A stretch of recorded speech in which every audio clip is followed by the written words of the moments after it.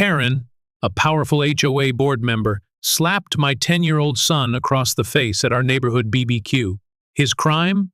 Eating a hamburger while she preached about veganism. I didn't scream. I didn't cause a scene. Instead, I quietly collected evidence and crafted a plan to expose her cruelty. What Karen didn't realize was that her actions wouldn't just offend my family. That single slap would turn our entire community against her and unleash consequences she never saw coming. Life hasn't been easy since my husband passed away 3 years ago. It's just me and Jack now, navigating this world together. At 10 years old, he's the spitting image of his father, thoughtful, bright-eyed, with a gentle spirit that sometimes makes me worry about how he'll handle life's cruelties. Jack has always been on the quiet side.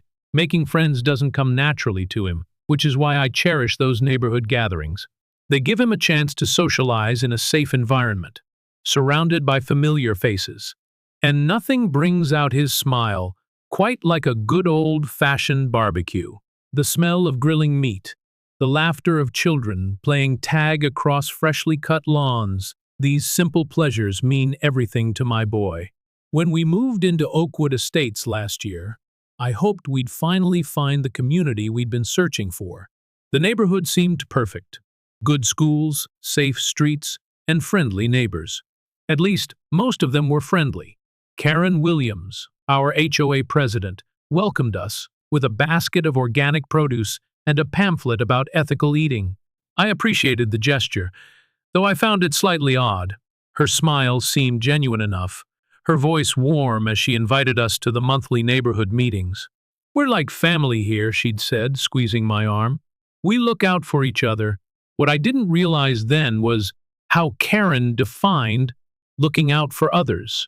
The first few months, I noticed how people deferred to her at community events. They laughed nervously at her jokes, quickly agreed with her suggestions. Karen had lived in Oakwood Estates for 15 years and had been HOA president for 7 consecutive terms. Her immaculate Victorian-style home stood at the neighborhood entrance like a sentinel, monitoring who came and went. Her transformation from welcoming neighbor to controlling tyrant happened gradually. First came the passive-aggressive notes about my recycling bin being visible from the street. Then the complaints about Jack's basketball hoop lowering property values. But it was her crusade against meat-eaters that revealed her true colors. Karen's veganism wasn't just a dietary choice, it was her religion, her moral high ground from which she judged everyone else. At neighborhood meetings, she'd casually mention the environmental terrorists who supported the meat industry. Her eyes would scan the room, lingering on anyone who didn't nod in agreement. "Did you know," she once announced during a meeting, "that meat eaters have significantly lower IQs than vegetarians? It's scientifically proven." It wasn't, of course, but no one dared challenge her. When the HOA announced their annual summer BBQ, I was surprised to see Karen spearheading the event. The email invitation mentioned a dedicated vegan section, but assured that traditional BBQ options would be available too. For Jack, this was exciting news. For me, it felt like walking into a trap. "Can we go, Mom? Please?" Jack had begged, his eyes lighting up at the prospect of hamburgers and new friends. How could I say no? How could I possibly have known what Karen was planning?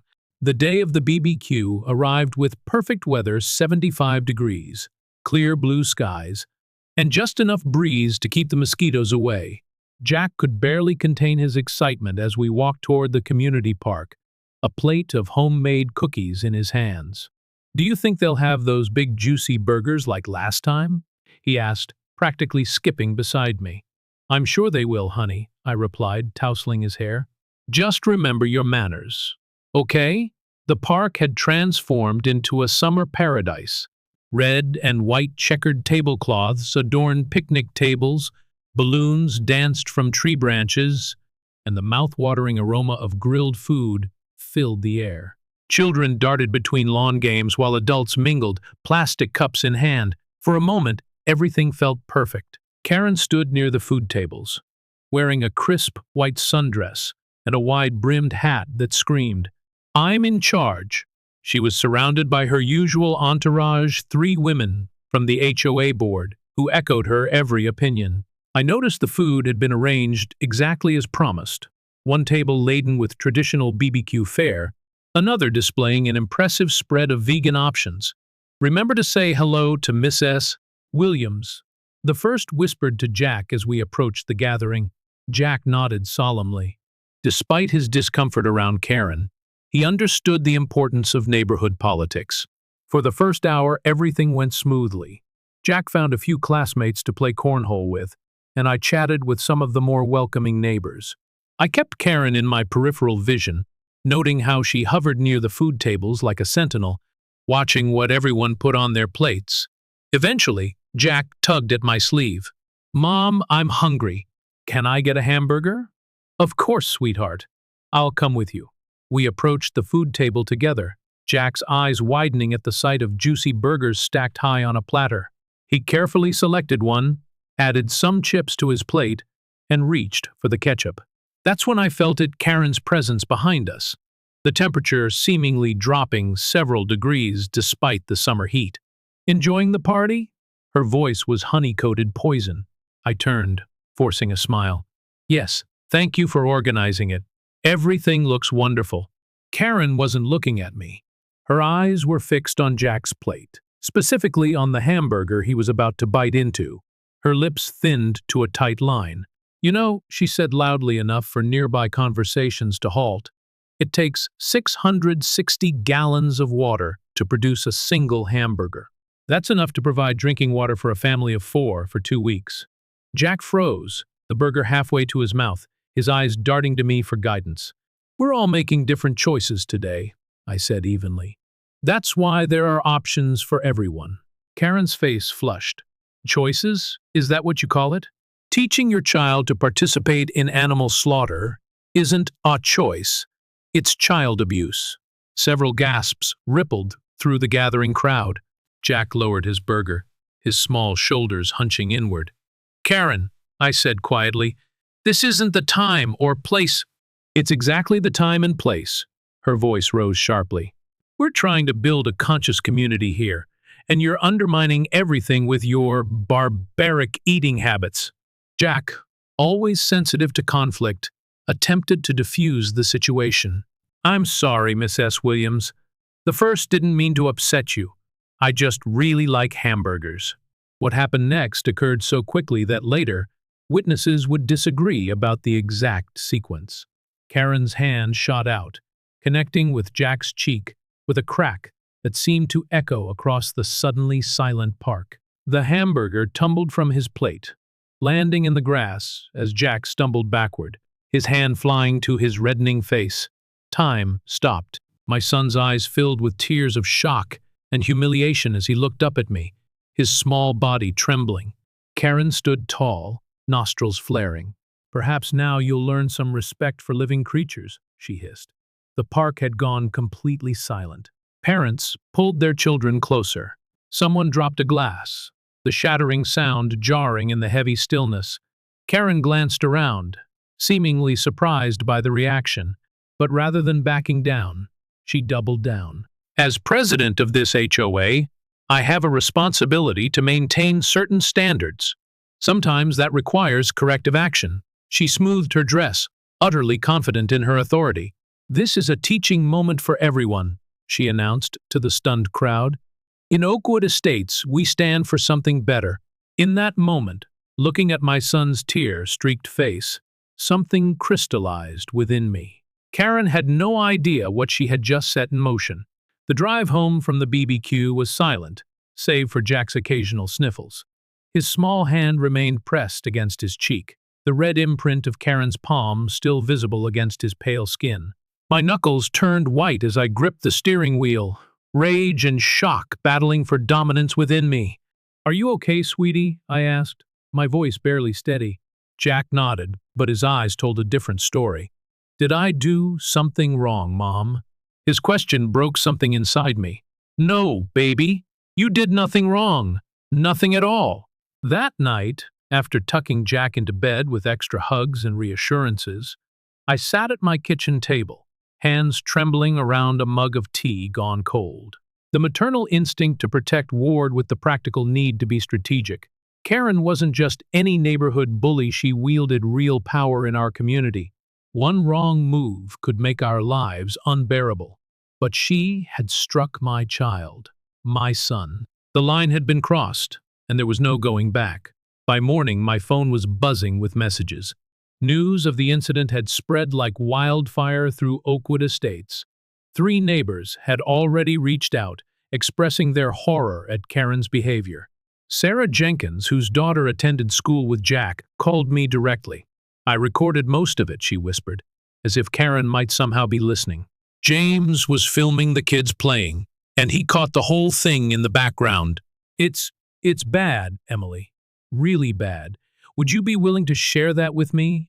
I asked, heart pounding. There was a pause. Karen's made life difficult for people who cross her before. But, yes, this was different. This was a child. By midday, I had received 4 separate videos from different angles, each capturing Karen's assault with disturbing clarity. Jack's confused expression, the crack of her hand against his face, the hamburger tumbling to the ground, all preserved in digital evidence. I didn't waste time. That afternoon, I contacted Patricia Winters, a family attorney who had helped me settle my husband's estate after his passing. Her response was immediate and unequivocal. This is assault on a minor, Emily. Plain and simple, she said, her voice crackling through the phone. You have multiple witnesses, video evidence, and a clear case for both criminal charges and civil action if you choose to pursue it. What should I do first? I asked, jotting notes on a legal pad. File a police report immediately. Document Jack's physical and emotional state. Then, we need to consider how to address this with the HOA. Karen's position doesn't give her immunity from assault charges, regardless of what she might believe. The police officer who took my statement was professional but visibly disturbed as he watched the video footage. Ma'am, this is clear-cut. We'll be contacting Miss S. Williams today. As I signed the necessary paperwork, Officer Reynolds leaned in slightly.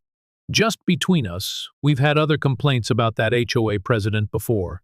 Nothing this serious, but patterns of behavior.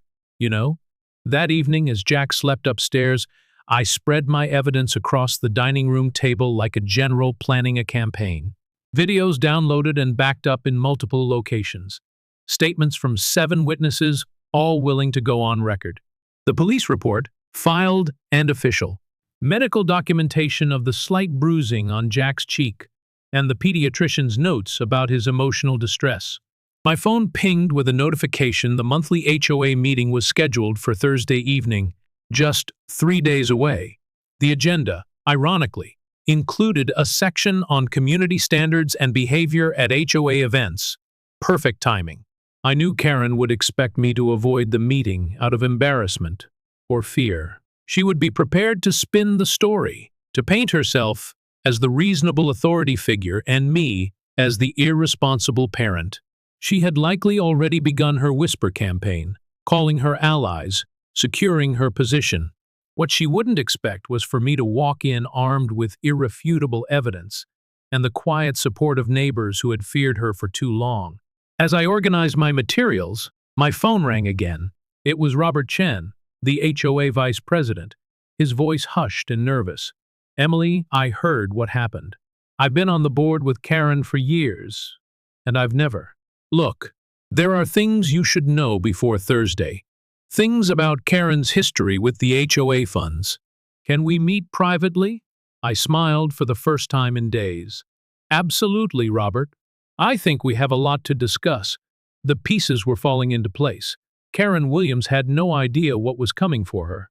Thursday evening arrived with an electric tension hanging in the air. The community center meeting room filled quickly, every seat taken, with latecomers lining the walls. I'd never seen such attendance at an HOA meeting before.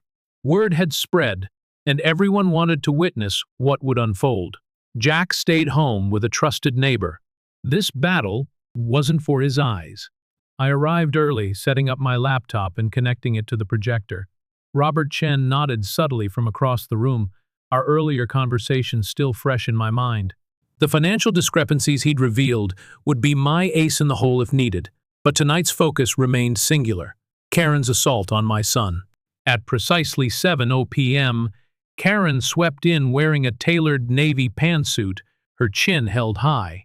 If she was surprised by the turnout, she masked it well. Her eyes narrowed briefly when she spotted me in the front row, but she quickly composed herself, arranging her papers at the head table with practiced precision. "Good evening, everyone," she began, her voice carrying that familiar condescending lilt. "Wonderful to see such community engagement. Let's begin with the approval of last month's minutes." The meeting proceeded with agonizing formality budget reports, landscaping updates, a debate about the community pool hours. Karen controlled the room with practiced efficiency, occasionally shooting triumphant glances my way. She clearly believed I wouldn't dare challenge her publicly.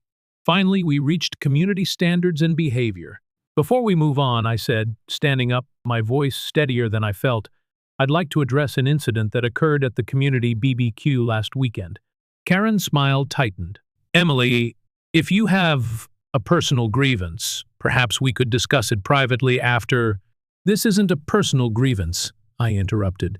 "This is about assault on a minor at an HOA-sponsored event. Specifically, my 10-year-old son, Jack." Murmurs rippled through the room. Karen's face flushed, but she maintained her composure. "I think you're being rather dramatic," she said with a dismissive wave. "There was a minor disciplinary interaction with a child who was being disruptive and disrespectful." "Disruptive?" "He was eating a hamburger," I replied, my voice rising despite my best efforts. "And disciplinary interaction is an interesting way to describe slapping a child across the face." Karen's laugh was brittle. "This is absurd. You're clearly fabricating this situation to undermine my authority because you disagree with my leadership style." The room had gone completely still. I took a deep breath and turned to my laptop. "I'm not fabricating anything, and I can prove it." The projector hummed to life, and suddenly Karen's actions played out in high definition on the wall behind her. The footage was damning Jack's innocent face, Karen's raised hand, the audible crack of the slap, and her subsequent self-righteous declaration. When the video ended, the silence was deafening. Karen stood frozen, her mouth opening and closing without sound. Then, recovering slightly, she attempted damage control. "That video has clearly been edited," she sputtered. "This is a witch hunt, a coordinated attack on—" "I have 3 more videos from different angles," I stated calmly. "Would you like to see those as well?" From the back of the room, a voice called out, "I was there. That's exactly what happened." Then another, "She's bullied my family for years about our holiday decorations." And another, "She threatened to fine me for having my mother visit for more than a week." The dam broke. Years of pent-up frustrations poured forth as neighbor after neighbor recounted their experiences with Karen's tyranny. Her face grew increasingly pale as she realized the tide had turned irreversibly against her. Robert Chen cleared his throat and stood. "In light of this evidence, I move for an immediate vote of no confidence in Karen Williams as HOA president." Seconded came a chorus of voices. Karen's eyes darted wildly around the room, searching for allies and finding none. "You can't do this," she hissed. "I've given everything to this community." "The community never asked you to assault its children," I replied quietly. The vote was unanimous. Karen Williams was removed as HOA president, effective immediately. As she gathered her belongings with trembling hands, a police officer appeared in the doorway. "Miss S. Williams, I need to speak with you regarding an assault complaint." The universe, it seemed, had finally restored balance. The weeks following Karen's downfall brought a palpable shift to Oakwood Estates. Like a neighborhood collectively exhaling after holding its breath for years, there was a newfound lightness in everyday interactions. Neighbors who had once hurried past each other with quick, nervous nods now stopped to chat, sharing stories of the Karen era with relieved laughter. Jack's recovery was my primary concern. The first few nights after the incident, he'd woken with nightmares, confused, and upset. But children possess a remarkable resilience that adults often lack. When classmates and neighborhood kids rallied around him, bringing him small gifts and including him in their games with protective enthusiasm, I watched my son's spirit gradually mend. "Mom," he said one afternoon as we walked home from the park, his small hand in mine, "everyone's being really nice to me now." I squeezed his fingers gently. "That's because they care about you, sweetheart. What happened wasn't your fault, and they want you to know that." The legal proceedings moved forward with methodical precision. Karen's attorney attempted to negotiate a settlement, desperate to avoid the courtroom where those damning videos would be played again. We accepted, on the condition that a portion of the funds be donated to an anti-bullying program at Jack's school. As for Karen herself, the consequences cascaded beyond legal penalties. Her real estate business suffered as clients quietly took their business elsewhere. The community she'd once ruled with an iron fist now turned their backs when she appeared at the grocery store or gas station. 3 months after the incident, a for sale sign appeared in front of her colonial home. On the day the moving truck arrived, I watched from my kitchen window as Karen supervised the loading of her furniture, her posture still rigid, but somehow diminished. She never once looked toward our house. That evening, at the newly reorganized HOA meeting now run by a committee rather than a single president, Jack was invited as a special guest to help unveil plans for the renovated community playground. Sometimes I whispered to him as applause filled the room, standing up for what's right changes more than just your own story. It changes everything. 5 years have passed since that fateful summer. Our community has transformed into a place where voices matter, where power is shared rather than wielded. Jack, now 15, rarely speaks of the Karen incident, though it shaped him in ways both subtle and profound. He stands up for younger children at school, a quiet defender against bullies. As for me, I've learned that courage isn't always loud or immediate. Sometimes it's methodical, patient, a carefully documented video, a strategic alliance, a perfectly timed truth.